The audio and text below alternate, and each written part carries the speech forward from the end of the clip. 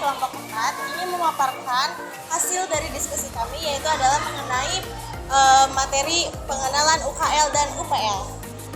Di sini saya akan membahas tentang pengenalan UKL dan UPL, yaitu UKL atau upaya pengelolaan lingkungan hidup dan upaya pemanfaatan lingkungan hidup adalah dokumen lingkungan yang berisi rencana pengelolaan dan pemanfaatan lingkungan untuk usaha atau kegiatan yang tidak diwajibkan memiliki AMDAL, tetapi tetap perlu mengelola dampak lingkungannya.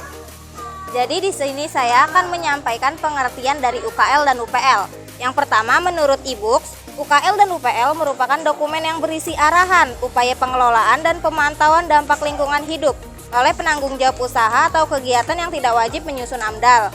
Yang kedua, ada menurut website, UKL dan UPL adalah pengelolaan pemantauan lingkungan terhadap usaha atau kegiatan yang tidak berdampak penting terhadap lingkungan hidup yang diperlukan bagi proses pengambilan keputusan tentang penyelenggaraan usaha atau kegiatan. Baik, di sini saya ingin menjelaskan tujuan dari adanya UKL dan UPL. Tujuannya menurut e-book itu adalah untuk menjamin suatu rencana usaha atau kegiatan dapat berjalan dengan lancar tanpa merusak lingkungan.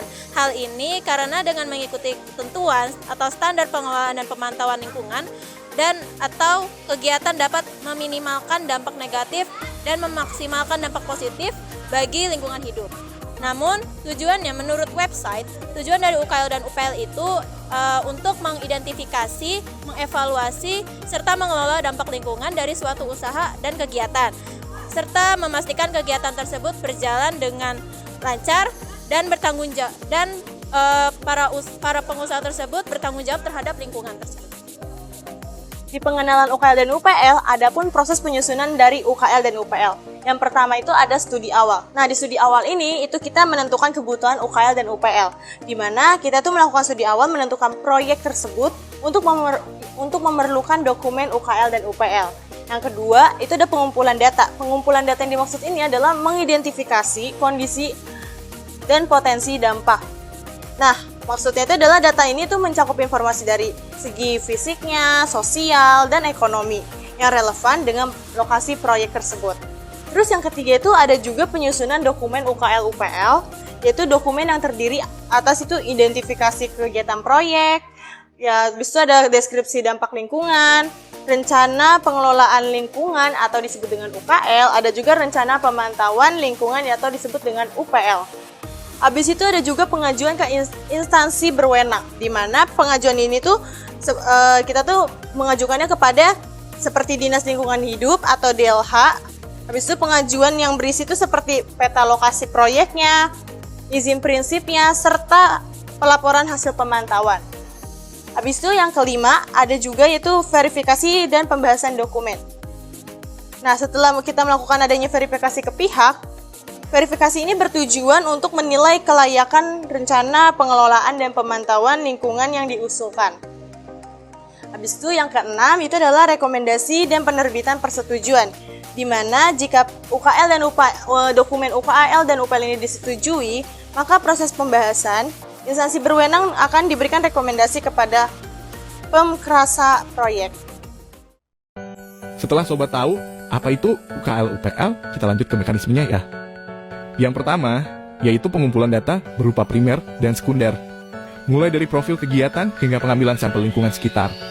Beberapa dokumen yang harus disiapkan contohnya rencana gambar bangunan, sosialisasi, dan dokumen-dokumen lainnya.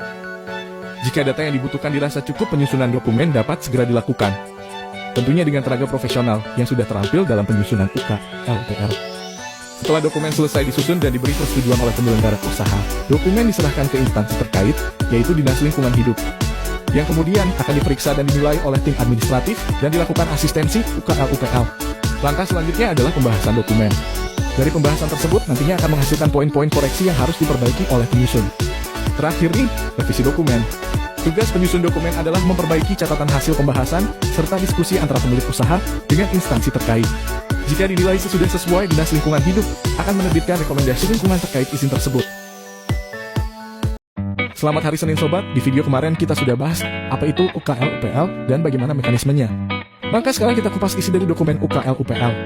Inti dari dokumen ini adalah tentang kelola dan pantau, di mana dokumen ini sebagai acuan baik dari penyelenggara usaha maupun Dinas Lingkungan Hidup. Beberapa hal yang dicantumkan dalam dokumen ini diantaranya adalah 1. Identitas penyelenggara usaha, kemudian 2. Rencana usaha selanjutnya, 3. Dampak lingkungan yang mungkin terjadi yang kemudian dirangkum dalam bentuk matriks, dan yang terakhir lampiran. Lampiran tersebut diantaranya adalah 1. Sertifikat tanah, 2. Hasil sosialisasi kegiatan, 3. Hasil uji laboratorium, 4. Tata ruang, 5. Foto kondisi rona awal lingkungan, 6. Pertek atau rintek dari beberapa lampiran tersebut. Kemungkinan akan dilampirkan beberapa lainnya, sesuai dengan arahan dari Dinas Lingkungan Hidup pada masing-masing daerah. Selanjutnya ada manfaat UKL-UPL. 1. Meningkatkan efisiensi lingkungan dengan mengoptimalkan penggunaan sumber daya alam. UKL-UPL mendorong perusahaan untuk kegiatan usaha untuk menggunakan sumber daya seperti air, energi, dan lahan secara bijak. Dengan begitu, kegiatan usaha dapat berjalan tanpa pemborosan dan lebih ramah lingkungan. Yang kedua, mencegah dampak negatif terhadap lingkungan. Melalui UKL-UPL, kegiatan usaha diwajibkan menyiapkan langkah pencegahan agar tidak menimbulkan polusi udara, pencemaran air maupun kerusakan ekosistem. Misalnya dengan menyediakan instalasi pengelolaan limbah atau penghijauan di sekitar lokasi usaha. Yang ketiga, meningkatkan kualitas hidup masyarakat sekitar. Pemantauan dan pengelolaan lingkungan yang baik akan menjaga udara tetap bersih, air tidak tercemar, serta lingkungan aman. Hal ini membuat masyarakat sekitar dapat merasakan hidup yang lebih sehat, nyaman, dan terhindar dari dampak negatif kegiatan usaha. Nah, jadi di sini ada dampak positif dan negatif UPL dan UKL. Nah, yang pertama ada dampak positifnya, membuka lapangan kerja baru. Jadi, warga sekitar itu punya kesempatan buat kerja tambahan. Terus, masyarakat juga mendapat peluang usaha baru, misalnya warung makan dan jasa angkutan. Selain itu, biasanya pembangunan membawa infrastruktur baru, seperti jalan, drainase, atau listrik. Yang menarik, lingkungan juga lebih terpantau karena ada aturan tentang pengelolaan limbah, pemantauan udara dan air, serta penghijauan kembali. Nah, yang kedua ada dampak negatif. Aktivitas proyek bisa menimbulkan udara kotor dari debu, asap, atau gas buang. Air bisa tercemar limbah cair dan tanah bisa rusak karena limbah padat.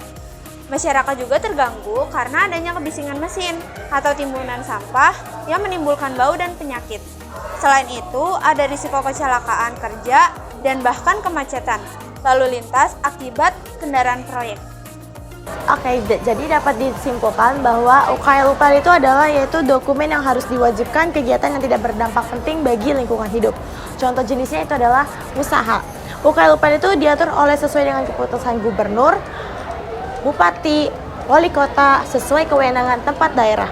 Contohnya itu adalah yang dapat kita ambil itu jika kita itu mengacu kepada Gubernur DKI Jakarta nomor 189 tahun 2002. Usaha yang wajib UKL-UPL yaitu seperti hotel dan restoran. Maksudnya apa sih? Nah, kalau maksudnya dari hotel yaitu kalau misalnya memiliki kamar lebih dari 40. Nah, itu harus berwajib dengan dokumen UKL dan UPL. Nah, kalau misalnya dari restoran jika memiliki 100 lebih kursi itu harus berwajib dengan memakai UKL dan UPL.